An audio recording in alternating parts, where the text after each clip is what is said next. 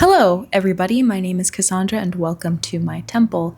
Today, I just want to do a little quick check in. I don't want to do very many edits in this because I need to get this video out. So,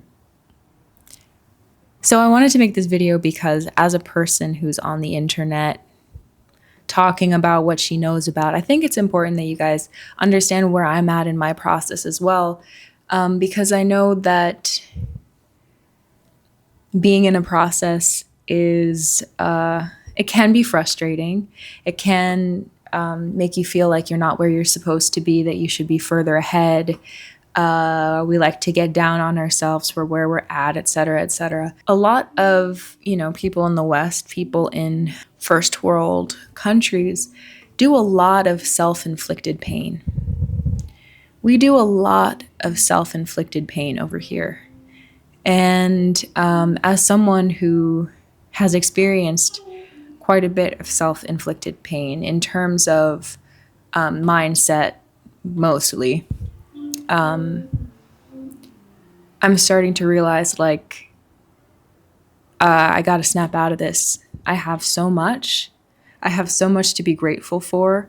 We live in a really, really fucked up world, and I am not going to be of use to anyone or any cause if I am constantly putting myself down when I don't have to, if I'm constantly being down on myself when I don't have to. I want to make myself well enough to actually contribute to the world around me. And in order for me to do that, I can't be bullying myself all the time. You know what I mean? So regardless of whatever we tell ourselves about where we're at in our process, the point is we're in a process. We're always getting better. It doesn't matter where you're at. It doesn't matter what you have achieved or what you've accomplished in this life so far. There's more to do. And it's always going to feel like that. And it's really just enjoying the process of getting better at as many things as you possibly can that really makes life feel full.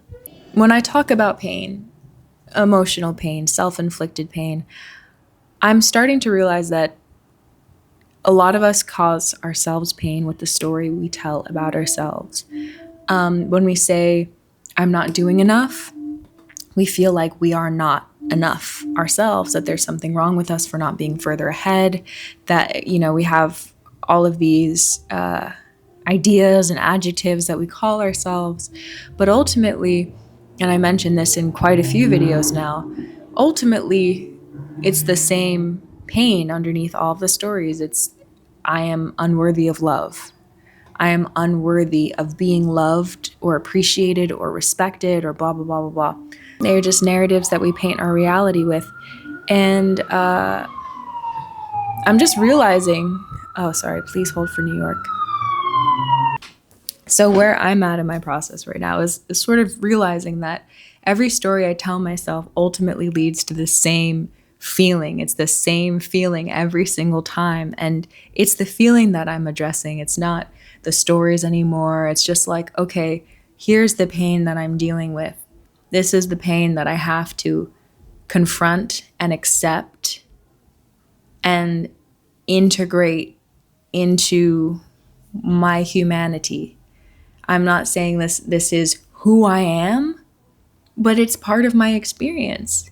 I am not the pain, but the pain is here. And so, welcome. And in that act of welcoming the pain, not trying to get rid of it, it transforms. It transforms under that conscious awareness. And I'm sure spiritual teachers have taught this before, but this is where I'm at right now. Every single thing that I tell myself when I'm feeling bad, it's the same pain over and over and over again with different stories. And I'm just realizing that now. So I guess that's really what I wanted to come on here and share. Can you see that my knee is hairy? Doesn't matter, because who the fuck cares? There's a part of me that's like, people will think that I am dirty or messy or blah, blah, blah. And it's like, I don't want people to think that about me, so I want to change myself. But this is some real life learning shit. I personally don't care. I don't. And I'm tired of pretending to care about shit I don't actually care about. Which is why I wanted to make a video today called What's the Use of Being Pretty? But I feel like I have to think it through a little bit more before I start just talking about all of that kind of stuff. But really quickly, just for a mental exercise, talking about what the use of being pretty is. I used to come at being pretty from a need for validation situation.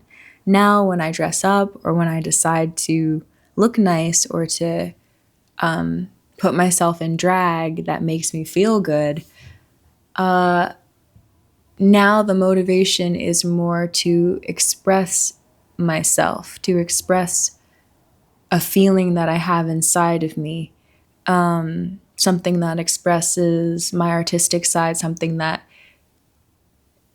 I love dressing like, and I love this, and it's happened to me a few times, but just by the way I dress, people ask if I'm an artist, and that is my favorite compliment. It's my favorite compliment when people ask me if I'm an artist. And I make sure to dress that it looks like that. That's my motivation for looking nice, or by just honoring the vessel and giving pride to the vessel and showing respect to myself. And, you know, when you love something, you take care of it. I love my apartment. I take care of it. I decorate it. I make it beautiful in my own way. It's like a natural thing to do. But it doesn't have that that need for validation anymore behind it. And I used to really, when I tell you, really care about being pretty enough. It was a problem. It was a problem. It was a problem. Anyway, I think that's all I'm gonna really say for today because I gotta go. It's late and I gotta get this video out. So I'll see you in the next one. Bye.